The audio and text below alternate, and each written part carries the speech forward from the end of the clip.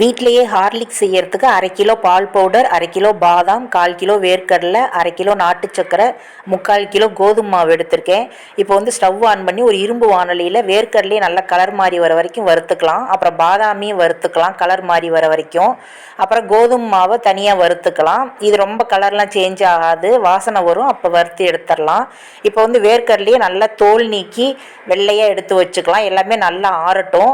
வேர்க்கடலையில் கொஞ்சம், பாதாமில் கொஞ்சம், இந்த வறுத்த கோதுமை மாவில் கொஞ்சம், இந்த மாதிரி மிக்சி ஜாரில் சேர்த்து விட்டு விட்டு இயக்கி இந்த மாதிரி பவுடர் பண்ணி வச்சுக்கலாம். எல்லாத்தையும் 4 பேட்சாக மிக்சி ஜாரில் பிரித்து அரைச்சி இந்த மாதிரி சலிச்சு வச்சுக்கலாம். வர குருணையையும் மிக்சி ஜாரில் சேர்த்துட்டு விட்டு விட்டு இயக்கி இதே மாதிரி பவுடர் பண்ணி எல்லாம் ஒன்றா கலந்து கையில் கலந்து வச்சிடலாம். அடுத்ததாக மிக்சி ஜாரில் கொஞ்சம் பால் பவுடர், கொஞ்சம் நாட்டு சக்கரை, இந்த அரைச்ச மாவு கொஞ்சம் அதிகமாக சேர்த்து ஒரு 4-5 தவணையாக விட்டு விட்டு இயக்கி இதே மாதிரி பவுடர் பண்ணி பேசனில் சேர்த்துட்டு ஏலக்காய் தூள் சேர்த்து கலந்தோம்னா ஹார்லிக்ஸ் ரெடி. இது வந்து தண்ணிலையும் கலந்து குடிக்கலாம், பால்லையும் கலந்து குடிக்கலாம்.